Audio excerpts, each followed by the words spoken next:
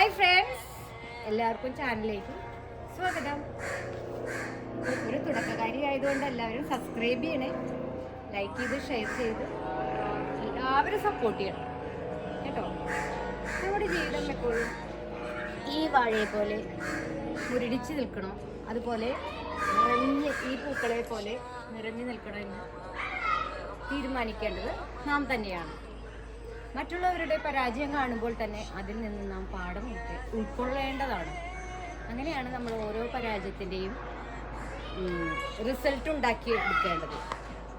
അല്ലാണ്ട് സ്വയം കുഴിയിൽ വീണ് കൊണ്ടല്ല നാം വിജയം നേടിയെടുക്കേണ്ടത്. അപ്പോൾ നമുക്ക് പല അനുഭവങ്ങളുണ്ടാവും.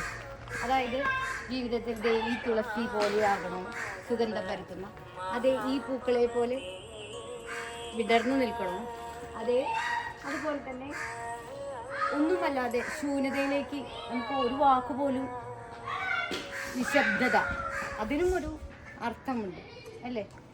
അങ്ങനെ ആവണോ എന്നൊക്കെ ചിന്തിക്കേണ്ടത് നമുക്ക് ആത്മവിശ്വാസം കുറയുമ്പോഴാണ്. ആത്മവിശ്വാസമുള്ള ഒരു വ്യക്തിക്ക് എപ്പോഴും മുന്നോട്ടുള്ള വഴി എപ്പോഴും എളുപ്പമായിരിക്കും, സുഗമമായിരിക്കും. ഇതെല്ലാവർക്കും ഒരു നേർവഴി കാട്ടിത്തരും. അപ്പോൾ ഇന്ന് ഇത്രയേ ഉള്ളൂ ഇന്നത്തെ വ്ളോഗ്. എല്ലാവർക്കും നമസ്കാരം. ഓക്കെ.